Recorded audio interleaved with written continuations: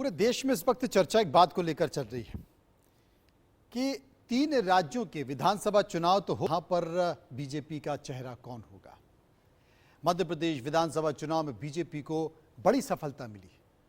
अब सिर्फ एक ही बात का इंतजार है या चर्चा हो रही है कि मुख्यमंत्री कौन होगा।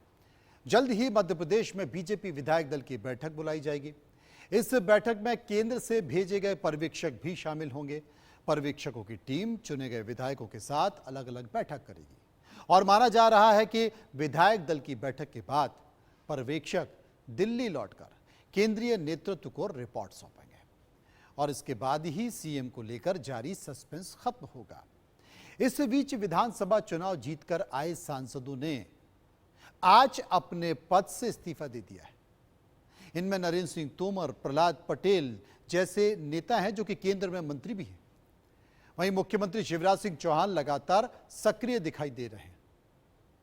उन्होंने छिंदवाड़ा में एक रैली को संबोधित किया। शिवराज सिंह ने आदिवासी परिवार के साथ भोजन भी किया। बीजेपी को छिंदवाड़ा की सभी 7 सीटों पर हार का सामना करना पड़ा। छिंदवाड़ा को पूर्व मुख्यमंत्री और वरिष्ठ कांग्रेस नेता कमलनाथ का गढ़ माना जाता है। मध्य प्रदेश चुनाव में मिली बड़ी जीत के बाद से मुख्यमंत्री शिवराज सिंह चौहान काफी सक्रिय हैं, जैसा कि मैंने आपको बताया, और बहुत सारी तस्वीरें उनकी वहां से आ रही हैं। वो आदिवासियों के साथ खाना भी खाते देखे जाते रहे, लेकिन विधानसभा चुनाव में वो कमलनाथ के गढ़ को भेद नहीं पाए और जो तस्वीरें हैं वो दिखाई दे रही वो छिंदवाड़ा की हैं। अब आज वो छिंदवाड़ा में थे जहां उन्होंने आदिवासी परिवार के साथ भोजन किया। उन्होंने एक सभा को संबोधित भी किया। जैसा मैंने कहा, देखिए उन्होंने क्या कहा। हवाई पट्टी से आ रहा था तो जगह जगह लाडली बहनाएं खड़ी थी। उनके हाथ में तख्तियां थी, भैया अपन जीत गए। सचमुच में यह अद्भुत है। बहनें कह रही है भैया अपन जीत गए। और मेरी बहनों, ऐसा चमत्कार हुआ है मध्य प्रदेश की धरती पर जो पहले कभी नहीं हुआ। भारतीय जनता पार्टी को 48.6% वोट मिला। इतिहास में कभी नहीं मिला इतना वोट, कभी नहीं मिला। जब हम 173 सीटें जीते थे तब भी वोट था 42%। इस बार वोट 48.5%। आपने चमत्कार कर दिया। मैं सिर झुका के प्रणाम करता हूं। और इस जीत में देखो, अपने प्रधानमंत्री श्रीमान नरेंद्र मोदी जी भारत को भगवान का वरदान है।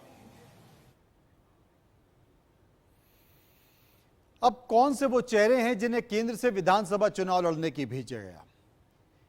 नरेंद्र सिंह तोमर, लोकसभा सीट मुरैना, केंद्र सरकार में कृषि मंत्री, विधानसभा दिमनी जहां से वो चुनाव जीत कर आए। एक और चेहरा प्रहलाद सिंह पटेल, केंद्र सरकार में राज्य मंत्री, लोकसभा सीट दमोह और विधानसभा सीट नरसिंहपुर, ये यहां से चुनाव जीत कर आए हैं। राकेश सिंह, जो कि संसद में मुख्य सचेतक भी हैं, लोकसभा सीट जबलपुर, विधानसभा सीट जबलपुर पश्चिम, वो चुनाव जीत कर आए हैं। उदय प्रताप सिंह, लोकसभा सीट नर्मदापुरम, विधानसभा सीट गढ़वाड़ा, यहां से वो जीत कर आए हैं। रीति पाठक, लाडली बहना, महिलाओं का चेहरा, रीति पाठक, लोकसभा सीट सीधी और विधानसभा सीट भी सीधी, और इस सीट से बीजेपी के कई बार के विधायक निर्दलीय खड़े हुए। कड़ी चुनौती, लेकिन रीति पाठक चुनाव जीत कर आई। ये तमाम चेहरे हैं, लेकिन मुख्यमंत्री पद को लेकर चल रही रेस के बीच राजस्थान में विधानसभा चुनाव जीतने वाले सभी सांसदों ने आज अपने पद से इस्तीफा दे दिया। यहां तक कि जो केंद्रीय मंत्री हैं 2, नरेंद्र सिंह तोमर और प्रहलाद पटेल, उन लोगों ने भी मंत्री पद से इस्तीफा दे दिया है। राजस्थान में बीजेपी सरकार की कमान किसके हाथ में होगी, ये अब तक साफ नहीं है, लेकिन मुख्यमंत्री कौन होगा, इस सवाल पर सस्पेंस अब भी बना हुआ है। वसुंधरा राजे सिंधिया, गजेंद्र सिंह शेखावत, बाबा बालकनाथ, दिया कुमारी समेत कई नामों को लेकर अटकलों का दौर चल रहा है। कुछ नेता दिल्ली में अपने लिए गोटी फिट करने की कोशिश कर रहे हैं, लेकिन कोई फर्क नहीं पड़ता, तो कुछ राजस्थान में विधायकों से समर्थन जुटा रहे हैं। शनिवार या रविवार को विधायक दल की बैठक के बाद मुख्यमंत्री के नाम का ऐलान हो सकता है। इस बीच बीजेपी आलाकमान ने मुख्यमंत्री वसुंधरा राजे से फोन पर बात की है। वसुंधरा के अलावा दिया कुमारी, ओम माथुर, अर्जुन राम मेघवाल, बाबा बालकनाथ का नाम मुख्यमंत्री पद को लेकर सुर्खियों में बना हुआ है।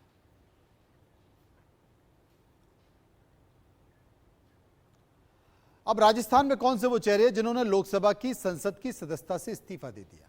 राज्यवर्धन सिंह राठौड़ लोकसभा सीट जयपुर ग्रामीण विधानसभा झोटवाड़ा इस्तीफा दे दिया। दिया कुमारी लोकसभा सीट राजसमंद विधानसभा सीट विद्याधर नगर वो चुनाव जीत गई हैं, उन्होंने भी इस्तीफा दे दिया। किरोड़ी लाल मीणा राज्यसभा के सदस्य हैं, विधानसभा की सीट है सवाई माधोपुर, चुनाव जीत चुके हैं, उन्होंने भी राज्यसभा की सदस्यता से इस्तीफा दे दिया। एक प्रयोग था कि जो केंद्र के बड़े पदों पर हैं या सांसद हैं उन्हें भी विधानसभा चुनाव लड़ाया जाए। बड़े चेहरे, चार्मिंग फेस जो अपने अपने इलाकों में एक बज़ क्रिएट कर सकते हैं। लेकिन मध्य प्रदेश और राजस्थान की तरह छत्तीसगढ़ में विधानसभा चुनाव जीतने वाले सांसदों ने भी इस्तीफा दे दिया है। अब मुख्यमंत्री को लेकर बैठकों का दौर चल रहा है। केंद्रीय नेतृत्व पर्यवेक्षकों की एक टीम छत्तीसगढ़ भेजेगा जो विधायकों के साथ मुख्यमंत्री के नाम को लेकर बैठक करेगा। शनिवार और रविवार को होने वाली इस बैठक के बाद पर्यवेक्षक ये बता देंगे कि उनका नेता कौन होगा, और पर्यवेक्षक जब बता देंगे कि नेता कौन होगा तो वही विधायक दल का नेता हो जाएगा और वही मुख्यमंत्री हो जाएगा। वो अपने विधायकों की एक पूरी सूची लेकर राज्यपाल के पास पहुंचेगा। हालांकि पूर्व मुख्यमंत्री डॉक्टर रमन सिंह, प्रदेश अध्यक्ष बीजेपी के जो सांसद थे, इनने भी अपने पद से इस्तीफा दिया है। अरुण साव, वो आदिवासी नेता रेणुका साय, विष्णुदेव साय के अलावा गोमती साय का नाम भी मुख्यमंत्री पद को लेकर चल रहा है। समीकरणों पर चर्चा चल रही है। मुख्यमंत्री कौन होगा, क्या सामाजिक समीकरण या जातिगत समीकरण संतुलन साधने के लिए उस हिसाब से उप मुख्यमंत्री भी बनाया जाए जैसे कि उत्तर प्रदेश में बनाया गया है, या फिर गुजरात मॉडल को अडॉप्ट किया जाए, एक मुख्यमंत्री कोई उप मुख्यमंत्री नहीं। लेकिन अरुण साव आज संसद में हमें मिले। उन्होंने जब अपने पद से यानी कि अपनी जो संसद की सदस्यता से इस्तीफा दिया तो सीधे हमारे पास आए और हमने उनसे पूछा कि जनाब क्यों दिया और अब आगे क्या। सुनिए क्या कहा उन्होंने। तो मध्य प्रदेश, छत्तीसगढ़ और राजस्थान में विधानसभा चुनाव हुए हैं और छत्तीसगढ़ में जो विधानसभा चुनाव हुआ है उस विधानसभा चुनाव की जीत का श्रेय अगर किसी को जाता है तो वो संगठन को जाता है। देश के प्रधानमंत्री और अमित जी और तमाम नेताओं को जानता है, लेकिन संगठन को अगर किसी ने गढ़ा छत्तीसगढ़ में तो वो प्रदेश का चेहरा अरुण साव जी इस वक्त हमारे साथ मौजूद हैं। अरुण साव जी, आपको सबसे पहले ढेर सारी शुभकामनाएं, और ये जानकारी है कि लोकसभा से आपने अपने सदस्यता से इस्तीफा दे दिया है, सही है जी? आज सबसे पहले आपको बहुत धन्यवाद जी। ये सही है कि छत्तीसगढ़ की जनता ने भरपूर आशीर्वाद दिया और भारतीय जनता पार्टी पर भरोसा किया है, बहुमत दिया है। छत्तीसगढ़ की जनता का बहुत आभार। पार्टी के राष्ट्रीय अध्यक्ष आदरणीय जगत प्रकाश नड्डा जी से आज मुलाकात की है और उनकी अनुमति से और प्रधानमंत्री जी से आशीर्वाद लेकर लोकसभा के स्पीकर साहब को जाकर लोकसभा की सदस्यता से इस्तीफा दिया है। अब लोरमी के विधायक के रूप में आगे का काम करेंगे। एक सवाल जो शायद किसी ने नहीं पूछा होगा, ये कमाल आपने कर कैसे दिया? देखिए, भारतीय जनता आत्मविश्वास था, मैं आपको समझ रहा था, आपका आत्मविश्वास था। आप कह रहे थे मनोज जी हम जीतेंगे और आप देखना बहुमत के साथ जीतेंगे, आप दावा भी कर रहे थे, लेकिन कमाल कैसे किया?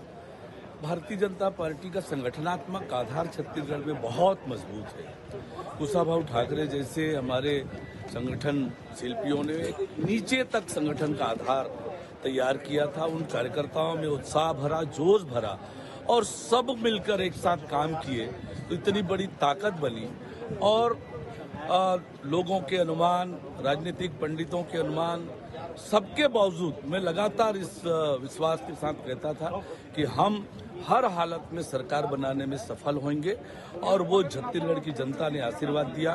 प्रधानमंत्री माननीय नरेंद्र मोदी जी, राष्ट्रीय अध्यक्ष आदरणीय जगत प्रकाश नड्डा जी, गृह मंत्री आदरणीय अमित शाह जी और हमारे सभी नेताओं का सहयोग और मार्गदर्शन मिला और ये बड़ी सफलता, ऐतिहासिक सफलता, अब तक के सारे रिकॉर्ड इस चुनाव में पार्टी ने तोड़े हैं।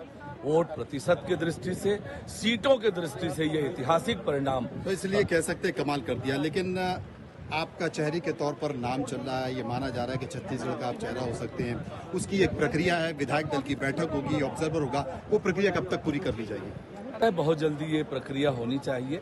पार्टी का विधायक दल और केंद्रीय नेतृत्व तय करेगा कि सरकार का नेतृत्व कौन करेंगे, पर छत्तीसगढ़ की जनता ने जो अद्भुत आशीर्वाद पार्टी को दिया है, निश्चित रूप से ये ऐतिहासिक है और छत्तीसगढ़ की जनता इसके लिए बहुत धन्यवाद की पात्र है। आपने हमसे बातचीत की, आपका बहुत बहुत शुक्रिया। लेकिन पिक्चर अभी बाकी है, क्योंकि तीनों राज्यों में चेहरे तय करने हैं और कुछ राज्य, यानी कि एक राज्य ऐसा है जहां इतना आसान नहीं है, और वो राजस्थान, क्योंकि वसुंधरा राजे दिल्ली पहुंच रही है।